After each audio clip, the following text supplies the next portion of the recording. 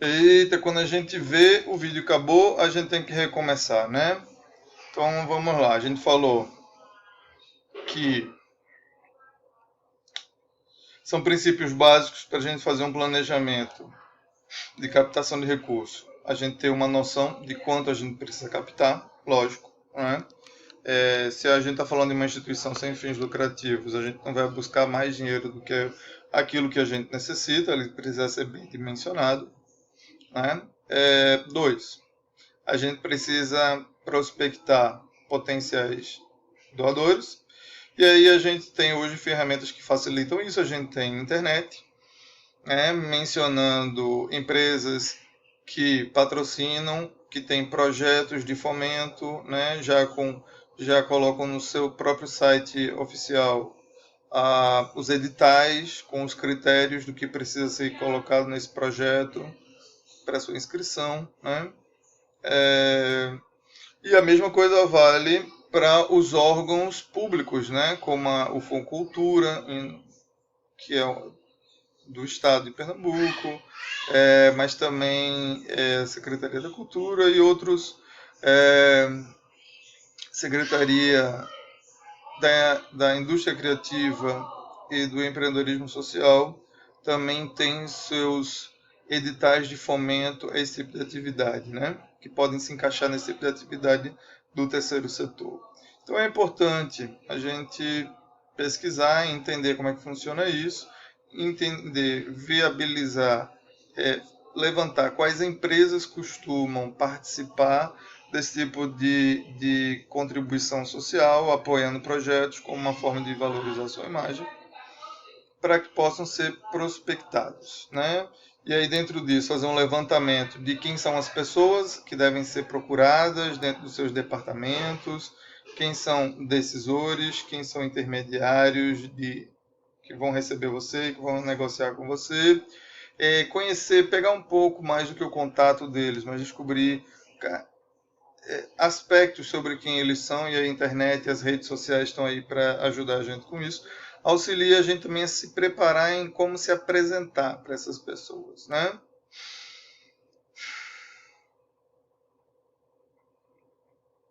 E aí a gente pode fazer um levantamento dos contatos também no entorno da entidade, ou seja, entender que outros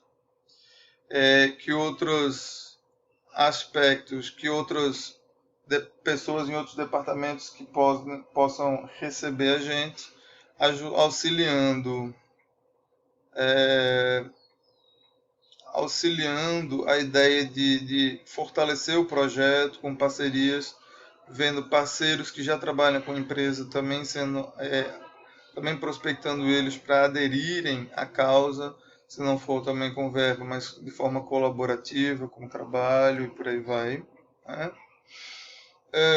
Essas informações elas devem ser todas transformadas em uma lista, um banco de dados, para que o departamento de captação possa trabalhar efetivamente, de ligar, de prospectar, de agendar visita, de preparar um projeto adequado, né? De planejar brindes, prêmios, relatórios, documentos, tudo aquilo que faz parte desse tipo de trâmite de negociação, né? Então, por fim, a gente pode dizer que toda negociação ela só vai ser fechada por meio de um contrato, de uma proposta, e essa proposta deve ser muito bem estruturada, muito clara, né? Com orçamento e tudo mais. Lembram que semestre passado, vendo com vocês a disciplina de metodologia de pesquisa, eu mencionei que metodologia não era uma disciplina solta, perdida, ela tinha, ela tinha relevância dentro do curso. Está aí uma relevância para fazer TCC.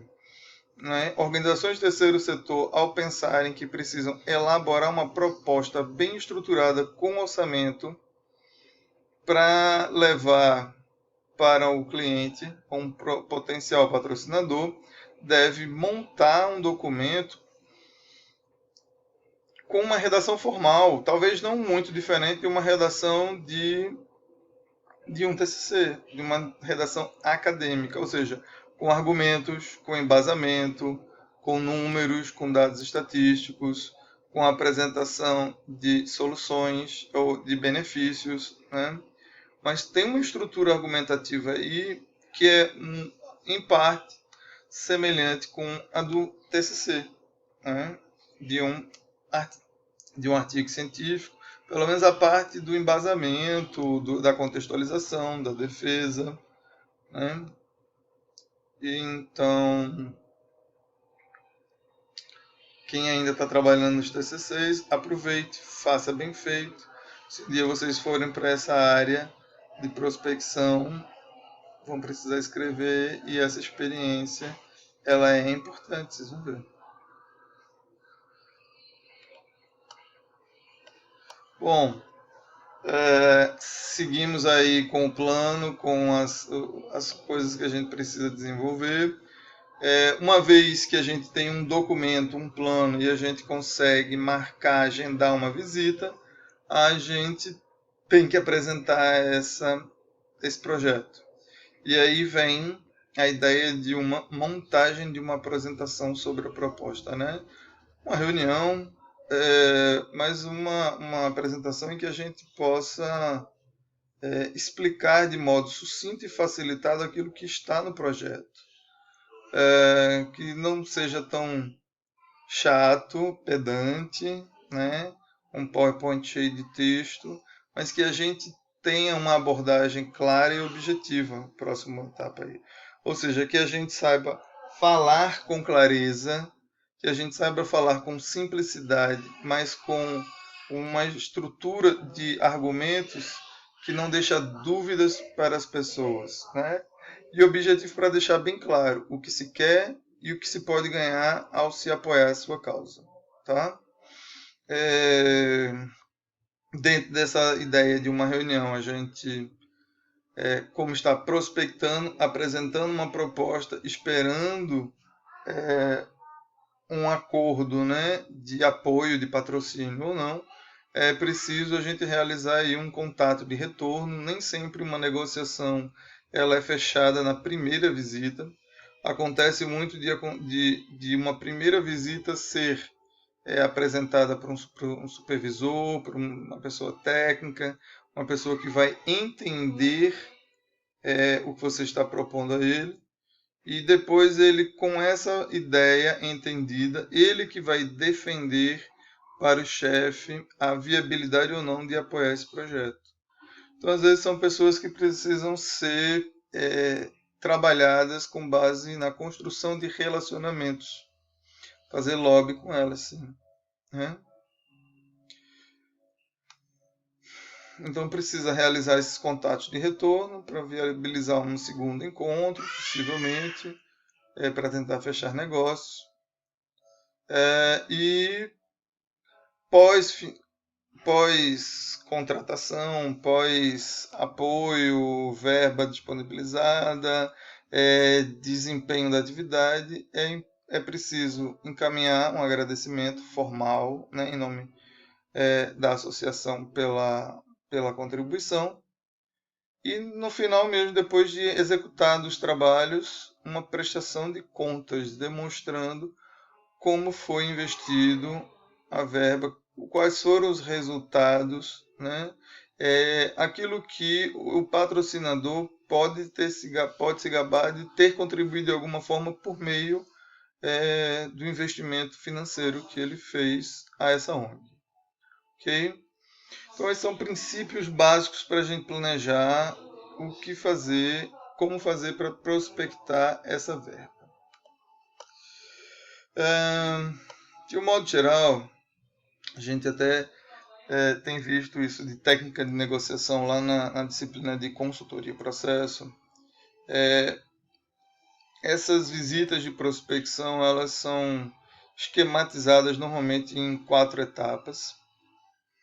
A primeira é sempre uma etapa de abertura, né? É um momento em que as partes se conhecem, embora a gente afirme que quem prospecta deve fazer o trabalho de levantar o máximo de informações sobre o possível cliente prospectado, conhecer a história da empresa, o faturamento, o histórico de projetos que eles adotam, né? Os interesses de cada um, dos intermediários, dos decisores, dentro do possível. E aí, numa etapa de negociação, em uma etapa inicial de negociação, entenda que o outro lado, o possível patrocinador, ele também vai avaliar você, ele também quer saber se a ONG é séria, se a organização não governamental ou sem fins lucrativos, né, ela é séria, se a atividade fim vai ser realizada, ou seja, também precisa de confiança e de estímulo, né, para curtir a ideia de apoiar. Então, esse primeiro momento da negociação, de abertura, é uma fase em que vai se buscar uma aproximação, uma empatia, né? Não é só a simpatia, não é só ser simpático, né? Não é só a forma, né, desse primeiro contato, mas é também o entendimento que nesse momento o possível cliente ele quer tirar suas dúvidas, ele quer ganhar maior segurança, você também quer, então é um momento em que de apresentação, né, em que vai ser falado muito sobre quem é cada um. É lógico, a minha dica para esse primeiro momento de contato é que a gente deve fazer assim como nas paqueras, né? Manda ou ganha esse jogo de negociação quem fala menos e ouve mais. Então isso é um primeiro toque muito importante, né? Fazer mais perguntas do que falar. Se você vai como representante de uma ONG, não fale o que a sua ONG faz, mas espere o outro, mas pergunte ao outro, né, que expectativas ele tem, ou o que ele espera, ou o que a empresa dele espera, apoiando projetos de causas sociais, né, e vá tentando estimular ele a se interessar também pela atividade que a ONG faz, né, criando esse vínculo, essa empatia. O segundo é que nesse momento vão ser feitas perguntas, né, eles vão perguntar muito. Se pergunta muito dos dois lados. E aí o ideal é que não se pergunte coisas óbvias, como o que a empresa faz e tal. Essas coisas têm que ser levantadas. Mas, de novo, pergunta sobre expectativas, né? Qual é a expectativa de adoção desse tipo de projeto com relação aos objetivos da empresa? O que a empresa espera com isso?